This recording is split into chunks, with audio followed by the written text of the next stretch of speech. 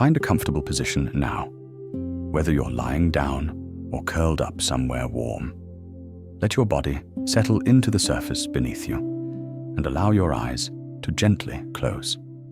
Take a slow breath in and let it go. In and out. There's nowhere you need to be right now.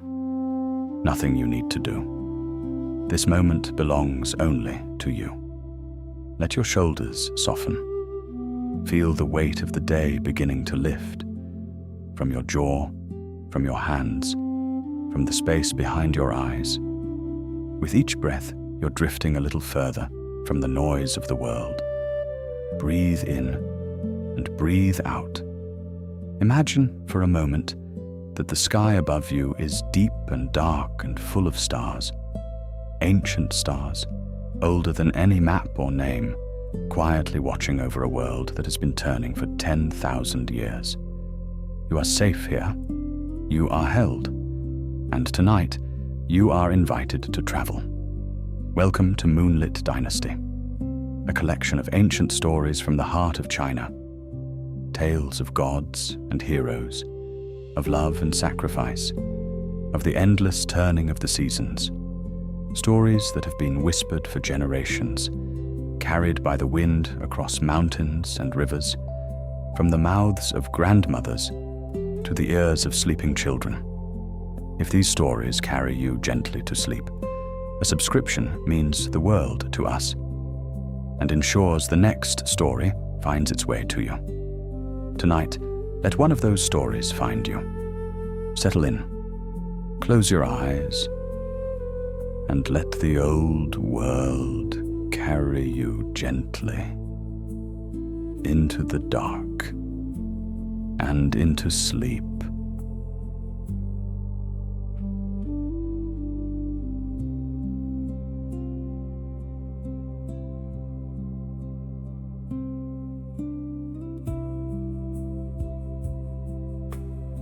"500 years is a long time to lie still. At first, when the Buddha pressed his palm into the sky and the mountain came down, Sun Wukong had thrashed and roared. He had bitten the stone. He had cursed the sun, the moon, the names of every god he could remember. The mountain did not move. The mountain only listened, the way mountains do, with the patience of something that was old before he was born. After a year, he stopped roaring. After 10 years, he stopped cursing. After 100 years, he began to notice the crack. It was a small thing, no wider than a sparrow's tail feather, running through the stone above his left eye.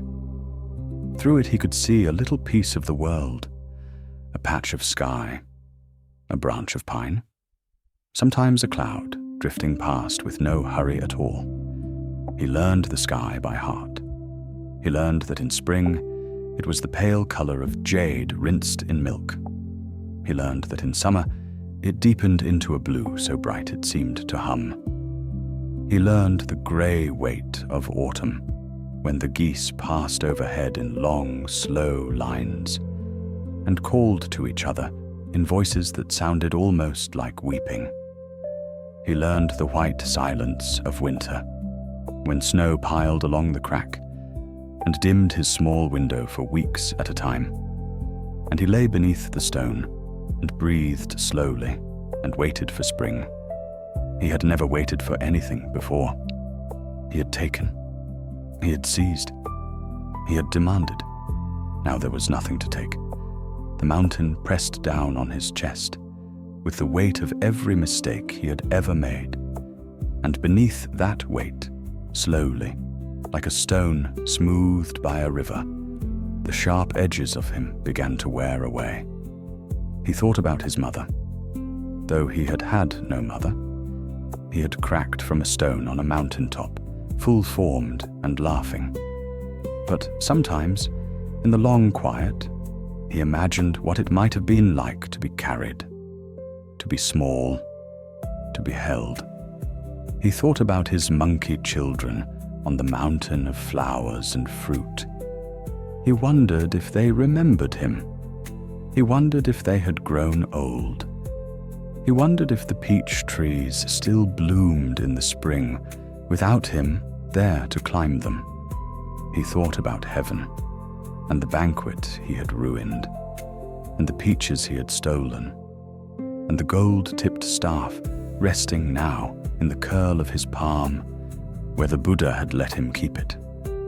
He thought about why he had done these things. He had told himself it was because he was a king, because he was strong, because no one could stop him.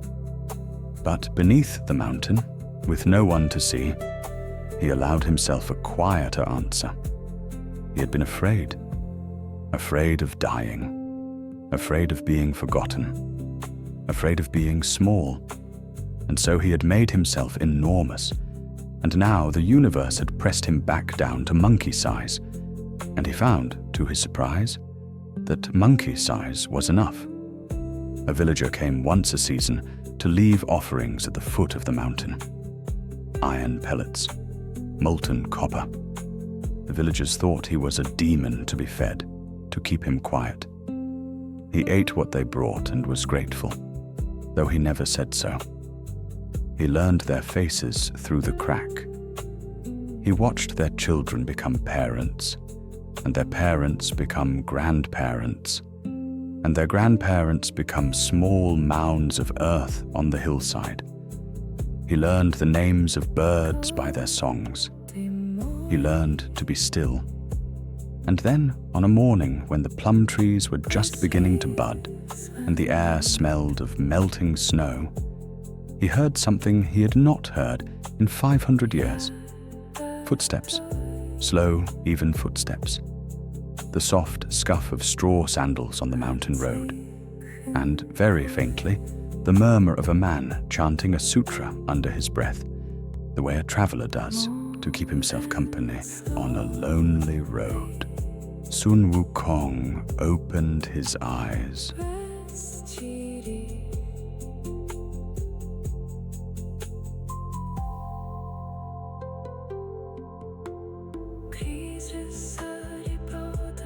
The footsteps were not the first he had heard in 500 years. Hunters had passed. Woodcutters. Once, long ago, a wandering Taoist had stopped and tried to speak to him, but the words had not yet returned to Sun Wukong's mouth, and the Taoist had gone away, shaking his head. These footsteps were different. He did not know why he knew. Perhaps it was the rhythm of them.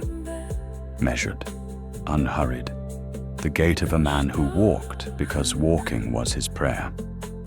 Perhaps it was the way the chanting rose and fell, like the breath of someone who had learned to make peace with his own breath. Perhaps it was simply that he had waited so long, and a thing waited for finally arrives in a way that the heart recognizes before the ear does. He lay very still beneath the mountain and listened. The footsteps came closer. They paused at the bend in the road, where the wild pear tree leaned out over the rocks. They went on. They passed beneath his window in the stone. A shadow fell briefly across the crack. Then the footsteps stopped. For a long moment, there was only the sound of the wind in the pines, and the faint trickle of snowmelt running down the mountain face, and Sun Wukong's own heart, which he had almost forgotten he had. "Who is there?" said a voice. It was a gentle voice, not the voice of a hunter or a soldier or a king, the voice of a man who had spoken to many frightened things in his life, and learned to make his voice the kind of voice that did not frighten them further. Sun Wukong tried to speak. His throat was rusted shut. He cleared it, and a small puff of dust came out of the crack in the stone, and he heard the gentle voice make a small sound of surprise. "I am here," he said. His own voice astonished him. It was hoarse and rough and very, very old, but it was his. "Are you alive?" "Yes," said Sun Wukong. "I think so. It has been some time since I was sure. He heard the soft sound of a man kneeling in the road. He heard the rustle of robes. Through the crack, very dimly, he saw the curve of a shaven head and the warm brown of a monk's traveling robe and the glint of something gold, a small pendant, perhaps, or the catch on a satchel. "How long have you been here?" the monk asked. Sun Wukong tried to count and could not. The seasons had blurred. The years had folded into one another, like the pages of a book closing. 500 years, he said at last, because that was the number he remembered being told.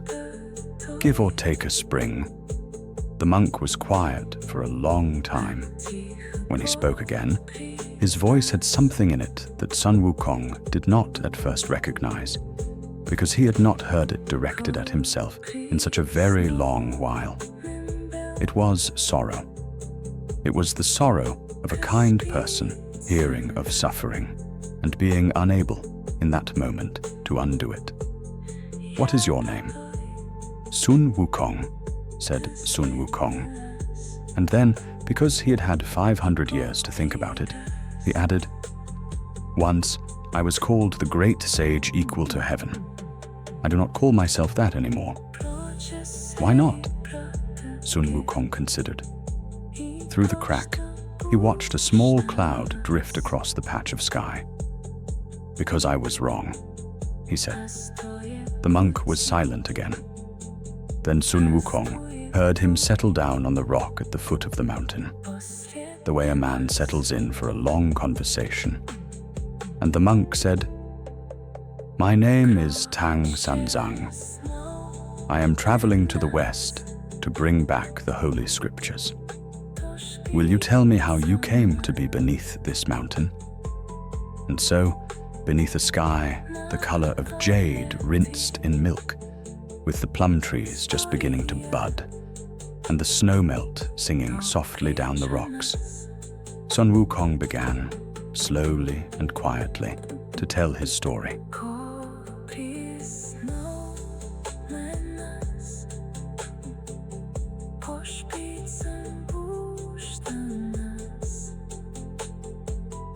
Tang Sanzang listened until the sun had crossed the sky and begun its slow descent toward the western ridge. He did not interrupt. He did not gasp at the parts where Sun Wukong had defied heaven, nor frown at the parts where he had stolen the peaches of immortality. He only listened, the way water listens to a stone, taking the whole shape of it without resistance. When Sun Wukong had finished, the monk was quiet for a long while. Then he said, "I was sent by the Emperor of Tang. He had a dream. In the dream, a great suffering was approaching the land, and the only thing that could turn it aside was the wisdom of the scriptures kept in the West. He chose me because I had no family and no fear of distance. I left Chang'an 3 months ago." 3 months, Sun Wukong said. "And you have come this far alone?" "I am not alone," said Tang Sanzang. "Guanyin Bodhisattva walks ahead of me, though I cannot see her. She has prepared disciples to protect me on the road. She told me before I left that the first of them would be found beneath a mountain in the east, waiting." Sun Wukong was silent. He had known the moment he heard the footsteps. Some part of him, the deepest part, the part that had grown still beneath 500 winters, had known. But to hear it spoken aloud was another thing. It was like watching a door he had given up on slowly begin to open. "I am not a good disciple," he said. "I have been proud. I have been violent. I have done great harm. And yet," said Tang Sanzang, "you knew you were wrong. That is a small thing." "It is not a small thing.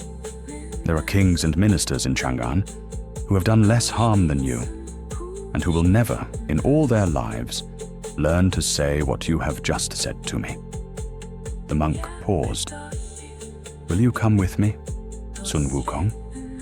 Will you walk to the west and protect me on the road? Yes, said Sun Wukong.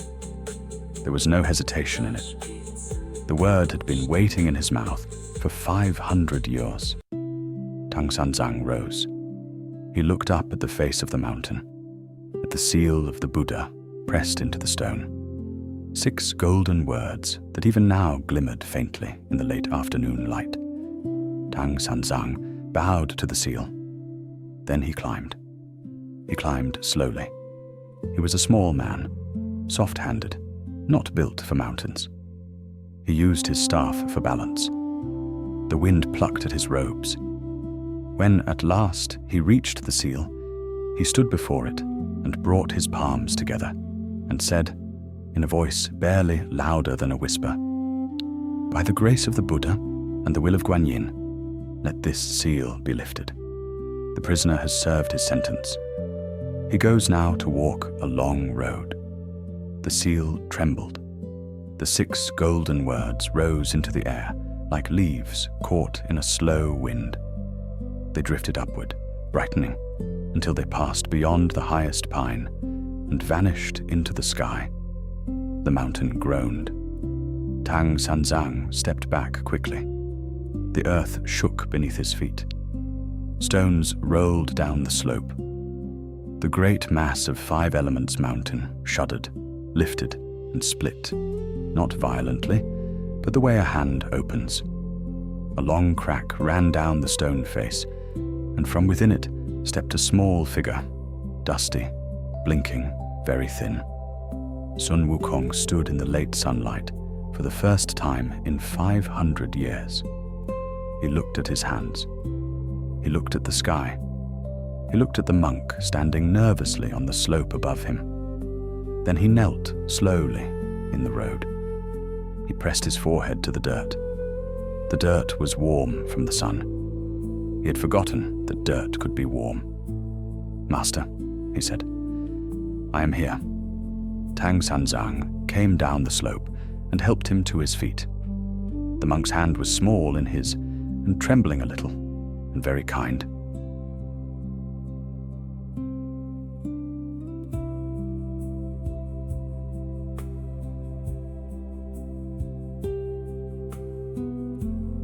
That evening, they made camp beside a small stream at the foot of the mountain. Tang Sanzang built a tiny fire very carefully, the way a man builds a fire when he has not built many. Sun Wukong watched him. He could have made the fire with a single breath. He could have leapt to the next county and back before the kindling caught.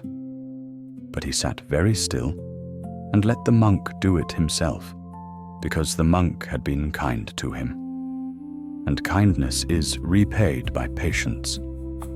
When the fire was lit, Tang Sanzang took out a small clay pot from his pack and set it on the flames. He poured in water from the stream. He added a handful of rice. He stirred it with a small wooden spoon. The smell of cooking rice rose into the cold spring evening. Sun Wukong's throat tightened. He had eaten iron pellets for 500 years. He had drunk molten copper. He had subsisted on the offerings the villagers brought to placate a demon they did not understand. He had not smelled cooking rice since the great banquet of heaven, and that smell had been laced with the perfume of immortality peaches and the wine of the gods, and he had not, in truth, noticed the rice at all. He noticed it now. Tang Sanzang ladled the rice into 2 small wooden bowls. He passed one to Sun Wukong. Then he brought his palms together over his own bowl and murmured a brief prayer of thanks for the rice, for the water, for the fire, for the company of a friend on a long road. Sun Wukong did not know how to pray. He sat with his bowl in his hands and watched the steam rise from the rice and felt something strange happening in his chest, a loosening, a small, painful warmth. "Eat," said Tang Sanzang gently. Sun Wukong ate. He ate slowly because the rice was hot, and his mouth had forgotten the shapes of small kindnesses. He ate one grain at a time. The monk did not hurry him. The monk ate too, in small, careful spoonfuls, watching the fire. When the bowls were empty, they sat in silence for a long time. The stream murmured. An owl called once, very far away. The fire crackled and settled into embers. "Master," said Sun Wukong at last. "Yes? I do not know how to be a disciple. I have only ever known how to be a king." Tang Sanzang considered this. He poked the embers with a small stick. The sparks rose and twisted upward into the dark. "A disciple," he said slowly, "is only someone who is willing to learn. That is all. You do not have to know how. You only have to be willing. And if I fail, then you will fail, and we will begin again. And if I fail many times, then we will begin again many times." Sun Wukong was quiet. He looked at the small monk sitting beside him in the firelight. Soft-handed, thin-shouldered, easily tired, easily frightened, walking toward the west, with nothing but a staff and a clay pot and a prayer. He thought of all the demons that surely waited on that road. He thought of his own strength, which had been used so badly for so long. He thought of the patient mountain, which had taught him stillness. "I swear," he said. Tang Sanzang looked up. "I swear," said Sun Wukong again, more quietly, because the words felt sacred, and he did not want to bruise them. "I swear by the stone I was born from, and the mountain that held me, I will protect you on this road. I will walk beside you to the west and back again, and no harm will come to you while I draw breath." Tang Sanzang smiled. It was a small, tired, beautiful smile. "Thank you, Wukong," he said. "Now sleep. Tomorrow we walk." Sun Wukong lay down on the soft grass beside the dying fire. He looked up at the stars. He had not seen the stars in 500 years, except for the narrow strip visible through his crack in the stone. The whole sky was open above him now. It was full of light. He closed his eyes and slept, and did not dream.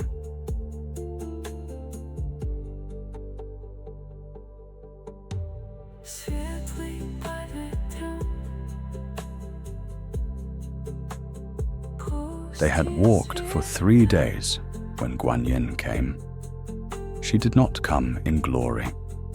She did not descend on a cloud with attendants and music. She came as a small old woman in a grey robe, walking along the road with a basket on her arm. And she met them at a bend where the road dipped down into a stand of bamboo. "Good monk," she said, in the voice of an old woman. "You look weary. Sit with me a moment." Tang Sanzang bowed. He always bowed to old women. He sat with her on a flat stone beside the road. And Sun Wukong sat a little apart, eyeing the basket with the wariness of a creature who had spent 500 years learning to recognize the small disguises of the divine. The old woman reached into her basket. She drew out a robe of soft brown and a pair of straw sandals and a small object wrapped in red silk. "For you, good monk," she said, offering the robe and the sandals. "The road is long, and yours are wearing thin." Tang Sanzang accepted them with tears in his eyes. He had not asked for anything, but he had needed them, and the old woman had known. Then she unwrapped the red silk. Inside was a circlet of gold, thin, beautifully wrought, light as a thread. "And this," she said, "is for your disciple. A token. Place it upon his head, and he will be marked as one who walks the Dharma road." Sun Wukong narrowed his eyes. The circlet looked harmless. It glittered prettily in the dappled bamboo light. He had survived 500 years beneath a mountain. He knew the shape of trouble dressed in pretty things. But Tang Sanzang took the circlet without suspicion. The old woman whispered something in his ear, a string of syllables that he committed quickly to memory. And then she rose and bowed and walked on down the road. She did not look back. By the time they thought to watch her go, she was already gone, and there was only the soft sway of the bamboo where she had passed. "Master," said Sun Wukong slowly, "I do not think she was an old woman." "No," said Tang Sanzang, "I do not think so either." He looked at the circlet in his palm. "She said it was a token. She said you should wear it." Sun Wukong sighed. He could have refused. He could have leapt to the clouds and been 1,000 miles away before the monk could speak. But he had sworn an oath 3 nights ago by the light of a small fire, and he meant to keep it. He lowered his head. Tang Sanzang placed the circlet upon his brow. It fit perfectly. It settled against his hair, as if it had always been there. Sun Wukong waited for some terrible sensation, but none came. The gold was cool and light. He almost laughed. "There," said Tang Sanzang. "It is nothing. See?" She was only kind. They walked on. It was the next morning, by a roadside well, that Sun Wukong played his first small trick. A traveler had left a melon resting on the stones, and Sun Wukong, who had not tasted a melon in 500 years, palmed it neatly and tucked it under his robe and walked on whistling. Tang Sanzang stopped. He turned. He looked at Sun Wukong with the gentle disappointment of a teacher who has caught a beloved student in a lie. "Wukong," he said, "put it back. It is only a melon, master. Put it back. The traveler will not miss it." Tang Sanzang sighed. He brought his palms together. He began, softly, to recite the syllables the old woman had whispered in his ear. Pain bloomed in Sun Wukong's skull. It was not the pain of injury. It was a steady, encircling pressure, as if the gold circlet had remembered it was made of iron, as if all the patience of heaven were closing slowly around his temples. He gasped. He fell to his knees in the road. The melon rolled out from under his robe and bumped softly against a stone. Tang Sanzang stopped reciting at once. The pain stopped with him. Sun Wukong knelt in the dust, breathing hard, his hands at his temples. He felt the circlet under his fingers. He understood all at once what it was, and who had given it, and why. He laughed. It was a tired laugh, half rueful, half grateful. He looked up at Tang Sanzang, who was watching him with an expression of helpless worry, and he said, "I see, master. I see. This journey has rules. I did not mean to hurt you, Wukong. You did not hurt me. I hurt myself." He picked up the melon. He carried it back to the roadside stone and set it down with care. He bowed to it. Then he came back, dusted himself off, and walked on beside Tang Sanzang, westward, into the long unknown of the road.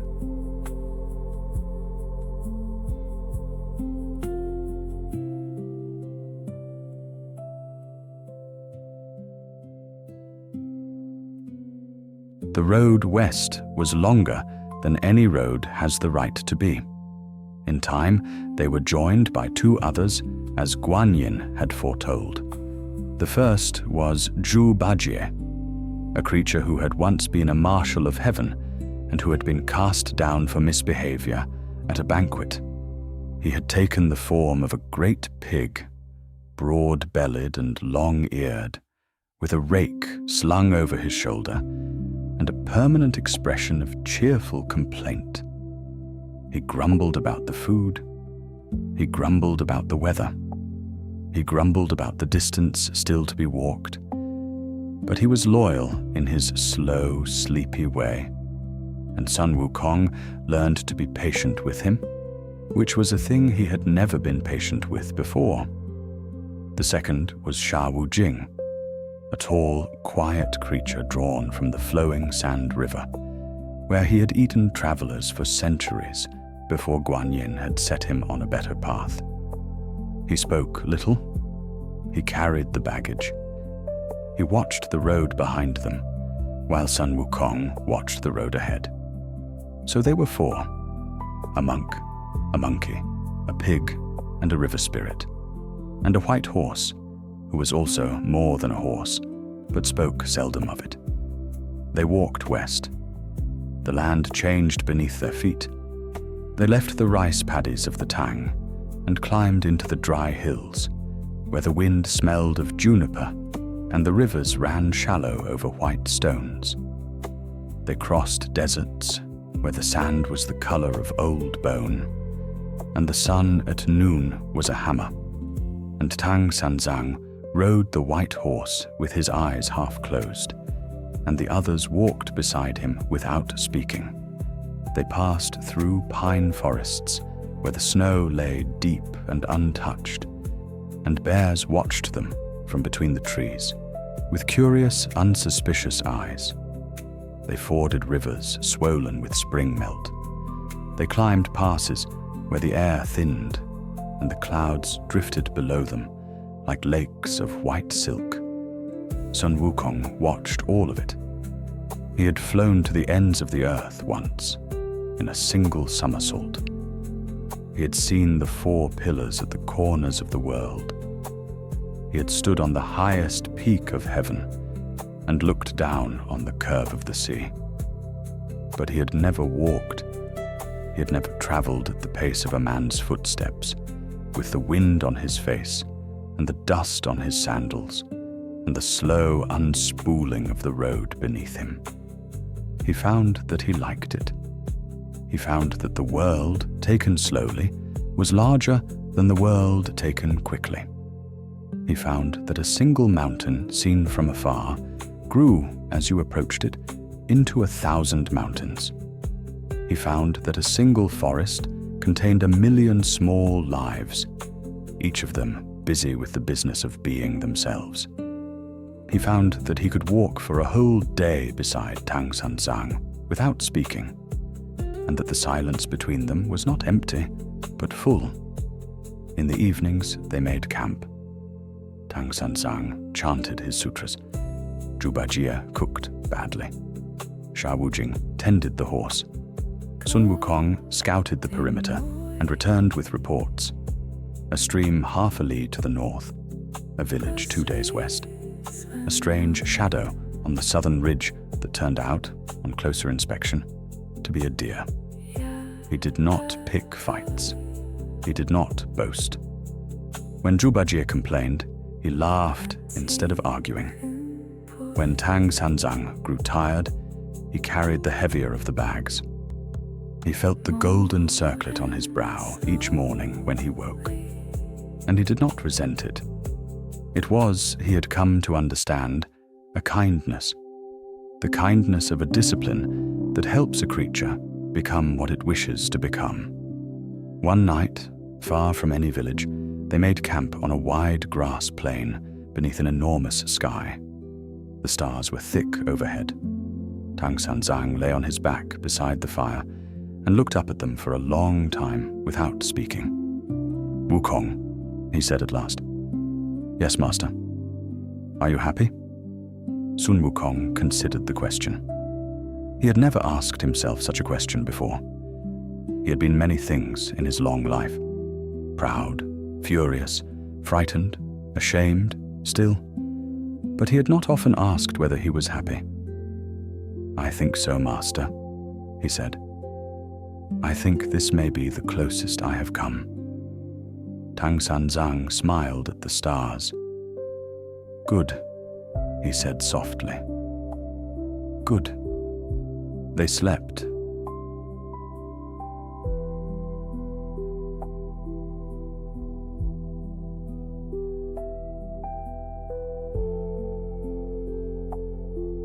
The country grew strange. They had crossed a high pass at dawn and come down into a country of pale hills and stunted thorn trees, where the wind made a thin sound through the rocks, and the sky was the color of bleached cloth. There were no birds. There were no villages. Sun Wukong walked at the head of the company and watched the road carefully, because in places like this, his bones told him that something was watching back. At midday, they stopped to rest beside a dry stream bed. Tang Sanzang sat down on a flat stone and closed his eyes. Zhubajie sprawled in the shade of a thorn tree and began almost at once to snore. Sha Wujing tended the horse. Sun Wukong said, "Master, I will go and find food. Wait here. Do not move from this place." "I will not," Tang Sanzang promised. Sun Wukong leapt onto a cloud and was gone over the western ridge in the space of a heartbeat. He had not been gone long when a young woman came down the road. She was lovely. Her robe was clean. She carried a basket covered with a white cloth, and she walked with the easy step of a village girl bringing lunch to her father in the fields. She saw the travelers and smiled and bowed. "Good monk," she said. "You look hungry. My family lives just beyond that hill. Will you accept some rice from our table?" Tang Sanzang rose at once to thank her. Zhubajie was already sitting up and sniffing.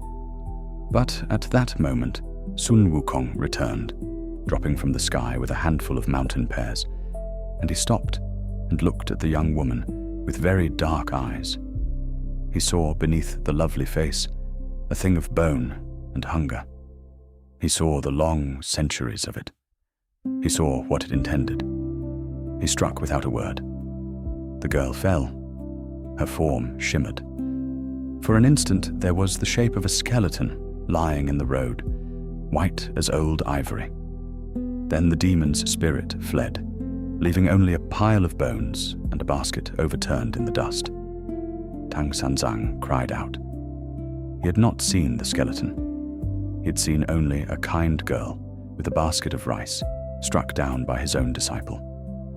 "Wukong," he gasped, "what have you done?" "Master, look. Look at the bones." But the demon had taken the bones with her when she fled, leaving only the girl's body as it had appeared in life. Tang Sanzang knelt beside her in horror. Sun Wukong stood over them helplessly. He had been right. He knew he had been right. But the body in the road did not look like the body of a demon. It looked like a daughter. "Master, I swear to you." "Be silent, Wukong." The monk wept. The pig and the river spirit said nothing. Sun Wukong stood with his head bowed and the golden circlet cool upon his brow. They went on. A li down the road, they met an old woman walking with a cane, calling out the name of her lost daughter. She was bent. She was weeping. She begged the monk to tell her if he had seen a girl with a basket on the road. Tang Sanzang's heart broke. He began to speak. But Sun Wukong, watching, saw again the shape of bone beneath the soft skin. He saw the same demon, in a new disguise, returning to finish what had been interrupted. He struck. The old woman fell. She too dissolved into the form of a body. A poor old woman lying in the road, and no skeleton, and no proof. Tang Sanzang turned on him in grief and disbelief. "Wukong, 2 of them, 2 innocents in a single day." "Master, she was the same. She was the same demon. I swear it on my life." "You have no proof." "I have my eyes." "Your eyes," said Tang Sanzang very quietly, "have killed 2 people today." They went on. The monk would not look at him. Zhu walked beside Sun Wukong and muttered, "Brother, perhaps you should be more careful. Perhaps you should not strike so quickly." Sha Wujing said nothing. Sun Wukong walked with his head down and watched the road. At the edge of evening, they came upon an old man, white-bearded, leaning on a staff. He was asking after his wife and his daughter, who had gone out that morning and not returned. Sun Wukong stopped. He looked at the old man. He saw, with absolute clarity, the bone beneath the skin, the same hunger, the same long patience of an evil that had refused twice and would refuse a third time. He looked at Tang Sanzang. Tang Sanzang was already shaking his head. "Wukong, no, do not. I forbid it." Sun Wukong stood very still in the road. He waited. He weighed his oath against his obedience. He weighed the life of his master against the master's faith in him. He thought of the mountain and the patience he had learned beneath it, and the long, quiet years of being wrong, and the longer years of waking up each morning to try to be right. He struck. The old man fell. This time, perhaps because Sun Wukong had put all of himself into the blow, the demon could not flee in time. The disguise fell away. The skeleton lay in the road, white and final, and on the brow of the skull were carved 3 small characters: Baigu Fu Ren, Lady of White Bone. Tang Sanzang stared at the skeleton. He looked at Sun Wukong. Sun Wukong waited, with the dust of 3 killings on his sandals, and the golden circlet cool upon his brow, for his master to understand.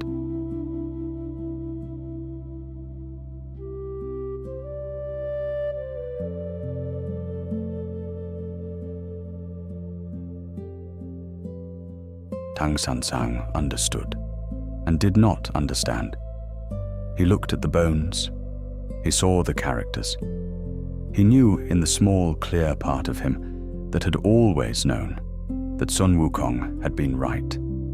He knew it the way one knows a thing in a dream, and then forgets upon waking.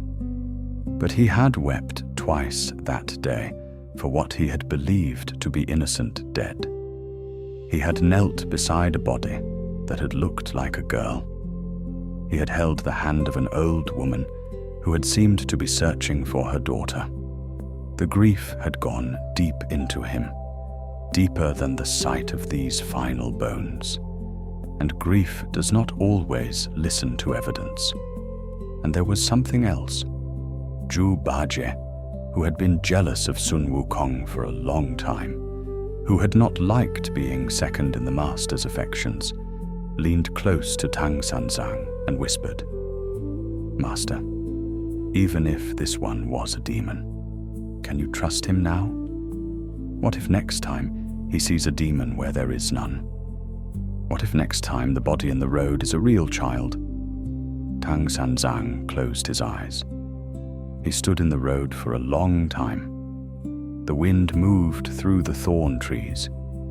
Sun Wukong did not speak.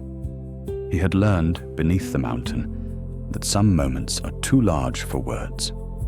At last Tang Sanzang opened his eyes. They were wet and very tired and very kind. "Wukong," he said, "I cannot keep you with me." Sun Wukong bowed his head.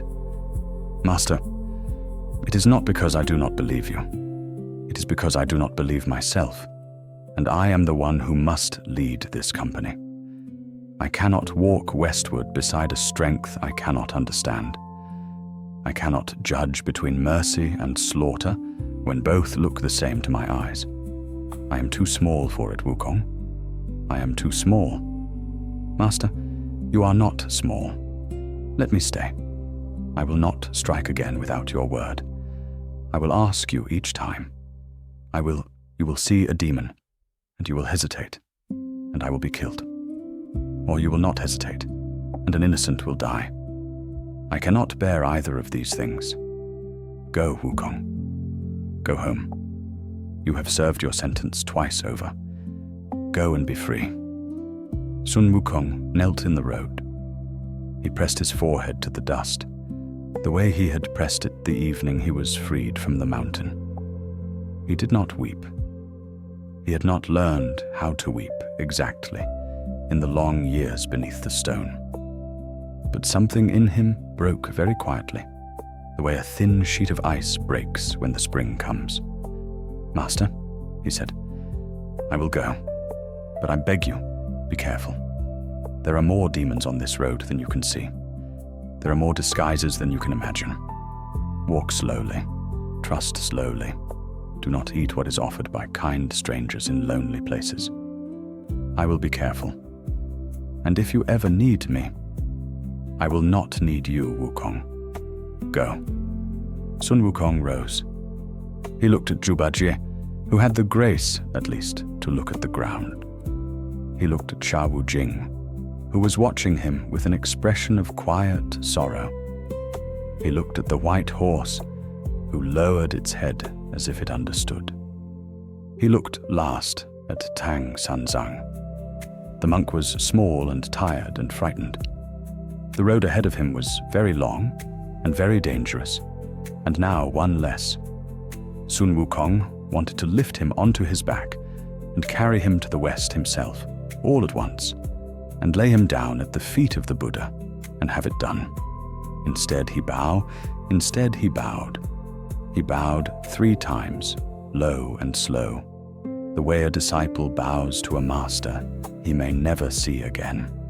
He pressed his forehead to the dust of the western road. The dust was warm. It smelled of the long miles already walked, and of the longer miles still waiting.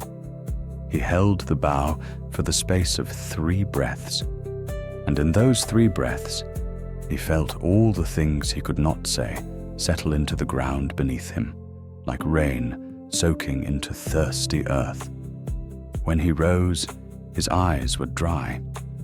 He did not look at the monk again. He turned his face to the sky, gathered the wind beneath his feet, and stepped up onto a cloud, the color of an old pearl. The cloud lifted him gently, almost reluctantly, as though it too was sorry to be carrying him away. Once, only once, he looked back. He saw the small road and the small company upon it.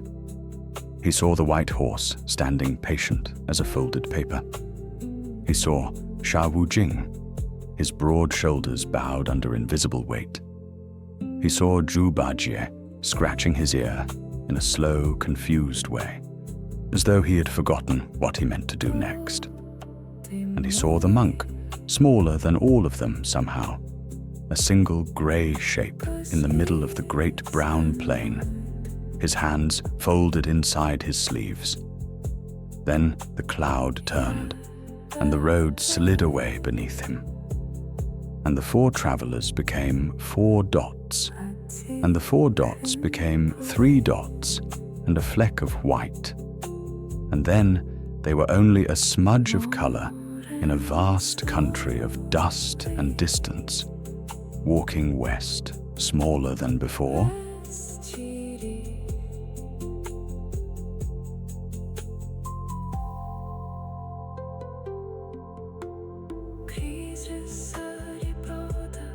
The cloud carried him east for a long time.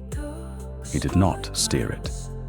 He let it drift, the way a leaf drifts when no one is watching. And he sat upon it, with his hands resting on his knees and his eyes half closed.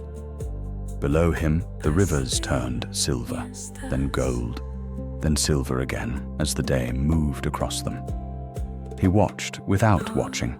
He listened without listening. The wind made a small song in his ears, and the song had no words, and that was a comfort. When at last he saw the green shoulder of the mountain of flowers and fruit rising out of the southern sea, something in his chest loosened that he had not known was tight. The mountain was the same. The waterfall still poured its long white sleeve down the cliff. The peach trees still stood in their old patient rows. The stone bridge still arched its back over the stream. Home does not forget. Home only waits. The little monkeys saw him first. One of them was sitting on a high branch eating a plum, and the plum fell from its hand, and it cried out, and the cry ran down the mountain like a bell rung in a quiet temple. From every cave and grove and ledge, the monkeys came pouring out, brown and grey and golden, leaping and tumbling and calling his name in 100 small voices. They surrounded his cloud as it touched the ground. They clung to his arms and his shoulders and the hem of his robe. They wept and laughed at the same time, the way only monkeys can. "Great King," they said, "Great King, you have come back to us." He let them lead him to the high stone seat at the top of the mountain. They brought him peaches and grapes and clear cold wine in stone cups. They lit small fires and danced around them. They told him everything that had happened on the mountain in his absence. Which trees had borne fruit, which monkey had married which cub had been born, and what mischief it had already done. He listened to all of it. He smiled at the right places. He drank the wine. He ate a single peach, slowly, savoring it the way a tired traveler savors the first cup of tea after a long road. But when the moon rose, and the little monkeys had curled themselves into sleeping heaps in the warm grass, he climbed alone to the highest ledge of the mountain and sat there with his arms around his knees. And he looked west. The west was dark. The west was very far.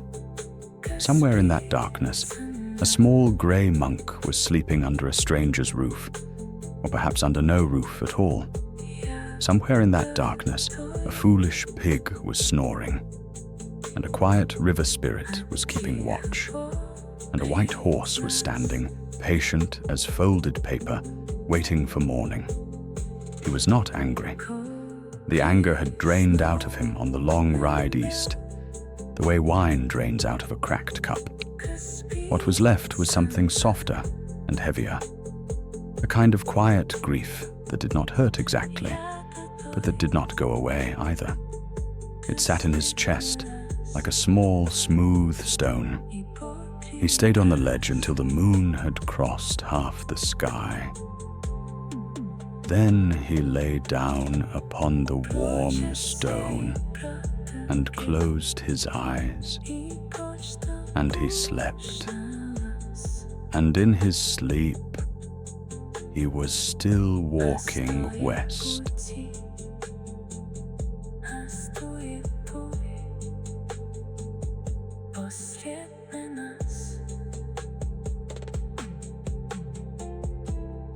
The days on the mountain were sweet and slow.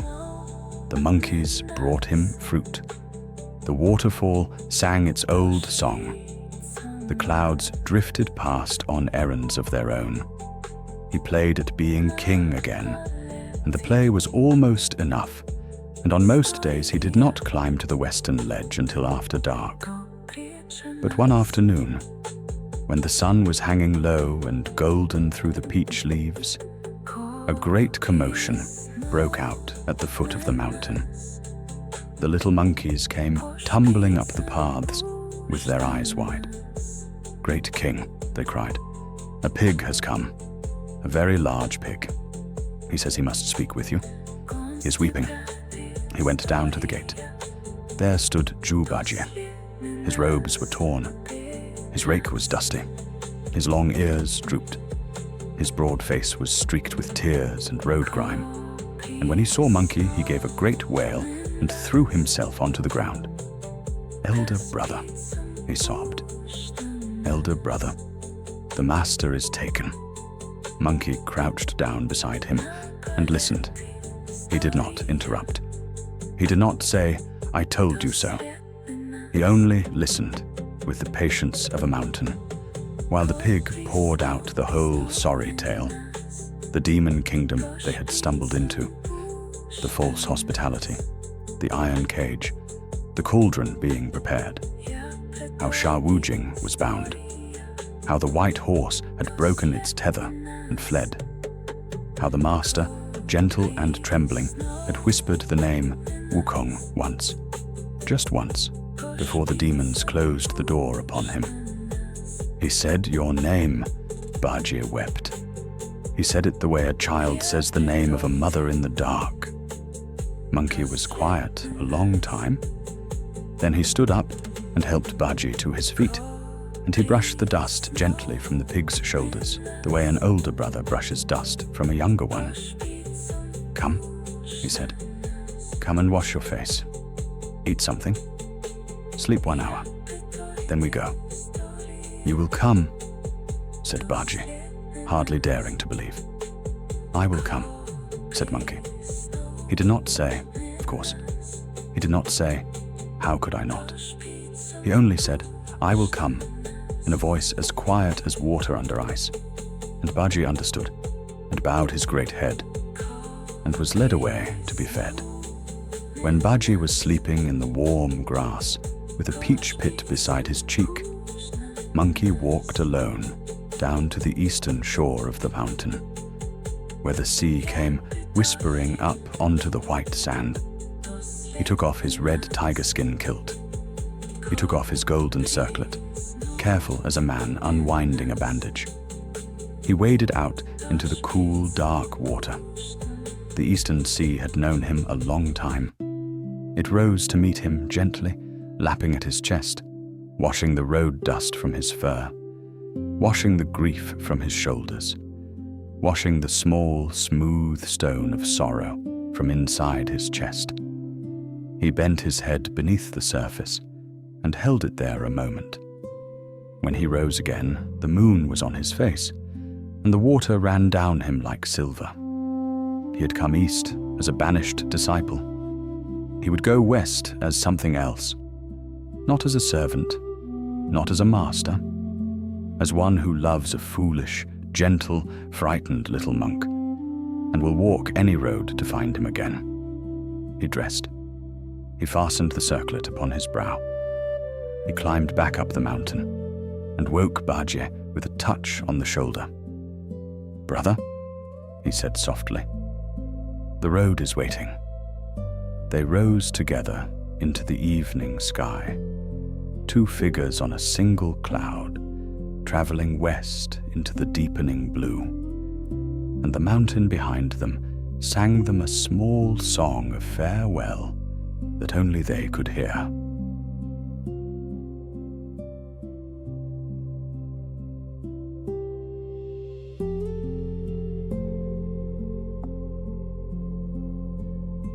They freed the master. It was done more easily than Baji had feared. The demon king of that country was old and slow and proud, and Monkey unmade him with 3 turns of his staff, the way a child unmakes a tower of stones. The cauldron was overturned. The iron cage was opened. Shah Wujing was unbound, and the white horse came trotting back out of the bamboo grove where it had hidden.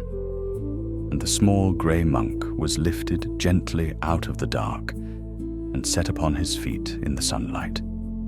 The master looked at Monkey a long time and did not speak. Monkey looked back and did not speak either. Then the master folded his hands inside his sleeves and bowed just a little, just enough, and Monkey bowed in return. And that was all that was said, and it was enough. They walked west together again. But the road had not finished with them yet. One evening, as they were making camp beside a slow brown river, another figure came walking up the road from the west. He carried a golden staff. He wore a red tiger-skin kilt. He moved with a small light spring in his step, and his face, when he came near, was Monkey's own face. He sat down across the fire from them and smiled. Master, he said, in Monkey's own voice, I have been searching for you a long time. This other one is a false thing. Send him away." Monkey rose slowly. The other monkey rose slowly too. They circled each other in the firelight. Each step matched, each turn mirrored. Baji looked from one to the other and back again and gave a small, bewildered moan. Xiao Wujing said nothing. The master closed his eyes and could not bear to look. So began the long mirror dance. They fought, but the fighting was not like other fighting. It was slow, and it was strange, and it had the soft, circling quality of two reflections trying to remember which of them was the original. They leapt into the clouds together and across the sky together, and the gods of the four directions came out onto their cloud balconies to watch. The Jade Emperor sent his celestial mirror that shows all true forms. The mirror showed two monkeys. The Bodhisattva Guanyin poured the dew of discernment from her white vase. The dew fell on two monkeys equally. The dragon kings of the four seas were summoned to look. They looked and shook their long whiskered heads and could not tell. The two monkeys went down into the underworld, where the judge of the dead opened his great book of names and ran his finger down its pages. There was one entry for son Wukong, stone monkey, born of the mountain in the eastern sea, and the entry shimmered for both of them. They fought through the chambers of the underworld, slow as fish swimming, and the king of ghosts wept because he could not decide.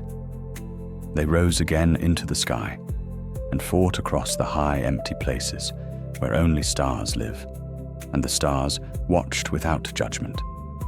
It was not a battle of hatred. It was a battle of two who looked alike, searching, each in his own way, for the place where the likeness ended. The false monkey moved exactly as monkey moved. He spoke exactly as monkey spoke. He even hurt the way monkey hurt. And yet, somewhere inside the dance, there was a hairline crack, a tiny wrongness, like a bell that rings half a breath out of tune. They drifted at last, exhausted, through the soft white clouds, toward the only court that had not yet been tried. The Western paradise lay ahead, vast and quiet and golden. The Buddha was waiting. The master, far below on the brown earth, knelt by the river and folded his hands and waited too.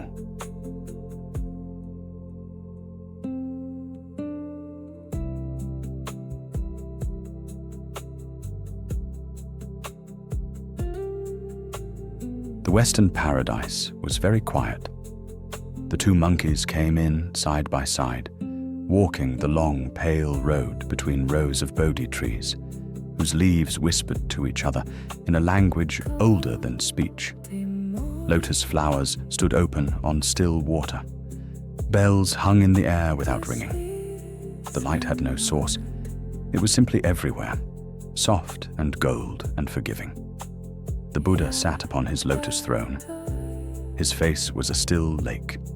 His eyes were closed, and yet they saw everything. The two monkeys bowed before him. They knelt in identical postures. They lifted their faces in identical gestures. They waited. The Buddha smiled very slightly, the way one smiles at a small child who has put on a parent's hat and asked, "Now, who am I?" "There is a creature," he said, in a voice like distant temple wind, "called the six-eared macaque. It can hear all things in all directions. It can copy any form. It can take any voice. It can stand beside the true and be indistinguishable from the true. There is only one being in all the worlds who can tell it from its likeness." He opened his eyes. He looked once at the monkey on the left. He looked once at the monkey on the right. He did not raise his hand. He did not speak a word. He only looked, and in his looking, the false monkey began to fade. Not violently, not in pain, but like mist when the sun touches it, like a dream when the dreamer stirs. He looked up at the Buddha with a face that was almost grateful, and then he was gone, and only Monkey remained kneeling on the pale stone. "Go back to your master," the Buddha said gently. "He's waiting by the river. He's been waiting a long time." Monkey bowed his forehead to the cool stone floor. He held the bow a long moment. Then he rose and turned and walked back down the long road of Bodhi trees and stepped onto a cloud. And the cloud carried him east, back into the brown world, back to the small fire by the slow brown river. The master was still kneeling there with his hands folded.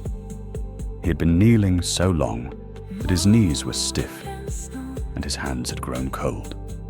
When he saw the single cloud descending, with a single monkey upon it, his eyes filled with tears. He did not try to hide. Monkey stepped down from the cloud. He walked to his master. He knelt. "Wukong," said the master, in a voice no bigger than a moth's wing. "Master," said Monkey. That was all. It was enough. The bond between them, which had been frayed and broken and tied again with a clumsy knot, now drew itself tight in a new way, quieter than before, and stronger, the way a bone heals thicker at the place it was once broken. Baji wiped his eyes on his sleeve and pretended he had something caught in them. Wu Cheng'en set fresh wood upon the fire. The white horse pressed its long, warm face against Monkey's shoulder, and Monkey reached up and stroked its nose without looking. They sat together a little while in the firelight, saying small things, the kind of things travelers say when they have remembered how to be travelers together. Then they rose and packed the camp and shouldered their bundles, and the master mounted the white horse, and they walked on, westward, into a long, soft evening, the color of steeped tea. The road ahead was still long. There were still mountains. There were still rivers. There were still demons who would test them, and kind strangers who might not be kind. But they were four again, and a horse, and a road, and the evening was gentle, and the bells of some far temple were ringing slowly, somewhere just beyond the edge of hearing. The listener, drifting now, drifting like a leaf on slow water, may rest. The pilgrims walk on. The road takes care of itself. The road has always taken care of itself. Sleep well. Sleep deeply. The long road continues without you, and waits for you, and will be there in the morning, and the morning after, and all the mornings to come.